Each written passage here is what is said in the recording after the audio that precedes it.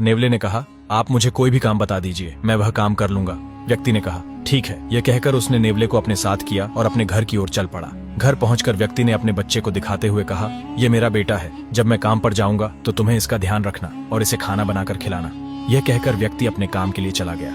नेवला रसोई में जाकर बच्चे के लिए खाना बनाने में लग गया। तभी बच्चा पास आकर सामान इधर उधर बिखेरने लगा। यह देखकर नेवला उसके पास गया और उसे सुलाने का प्रयास करने लगा। कुछ देर की मेहनत के बाद बच्चा सो गया। बच्चे को सुलाने के बाद नेवले ने खाना बनाया और घर के सारे काम निपटाए। जब बच्चा उठा तो नेवले ने उसे खाना खिलाया। शाम होते ही व्यक्ति अपने घर लौट आया। वह खाना खाकर सो गया, लेकिन नेवले के लिए थोड़ा सा भी खाना नहीं बचा। पूरी रात नेवला भूखा ही सोता रहा। कहानी का अगला भाग जानने के लिए चैनल को सब्सक्राइब करें और यहाँ क्लिक करें।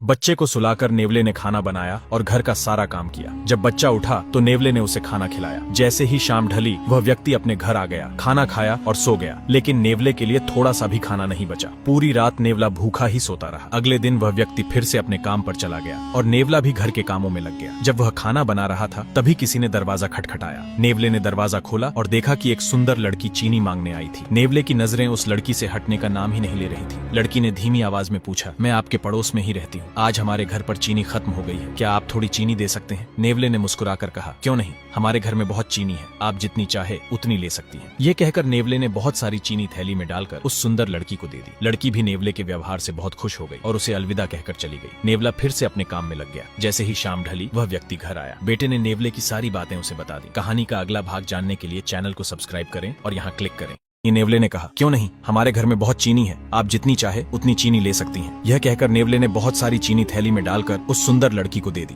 लड़की भी नेवले के व्यवहार से बहुत खुश हो गई और नेवले को अलविदा कहकर चली गई। नेवला फिर अपने काम में लग गया। जैसे ही शाम हुई वह व्यक्ति अपने घर आया। बेटे ने उसे नेवले की सारी बातें बता दी। यह सुनकर व्यक्ति को बहुत गुस्सा आया और उसने गुस्से में नेवले की पिटाई कर दी। नेवले की पिटाई होते देख बच्चे को बहुत खुशी हुई। अब नेवले के दिल में उस व्यक्ति और उसके बेटे के लिए गुस्से की आग जल उठी, लेकिन वह उस वक्त कुछ नहीं बोला और खाना खाकर सो गया। अगले दिन जैसे ही व्यक्ति काम पर गया, नेवला अपने काम में लग गया। अभी थोड़ा ही समय हुआ था कि नेवले के पड़ोस में रहने वाली वही लड़की उसके घर आ गई। नेवला उससे बातें करने लगा और बातों बातों में उसने यह भी बताया कि वह उससे प्यार करने लगा है। लड़की ने मुस्कुराते हुए कहा, ठीक है, और फिर उसने कहा, हम भागकर शादी करेंगे। नेवला भी खुश हो गया और कहा, तुम कुछ देर रुको, मैं अपना सामान तैयार कर लूं। ये कहकर नेवला बच्चे के पास गया और उससे पूछा कि तुम्हारे पिता ने अपना धन कहाँ रखा है, मुझे बता दो, वरना मैं तुम्हें मार दूंगा। कहानी का अगला भाग जानने के लिए चैनल को सब्सक्राइब करें और यहाँ क्लिक करें।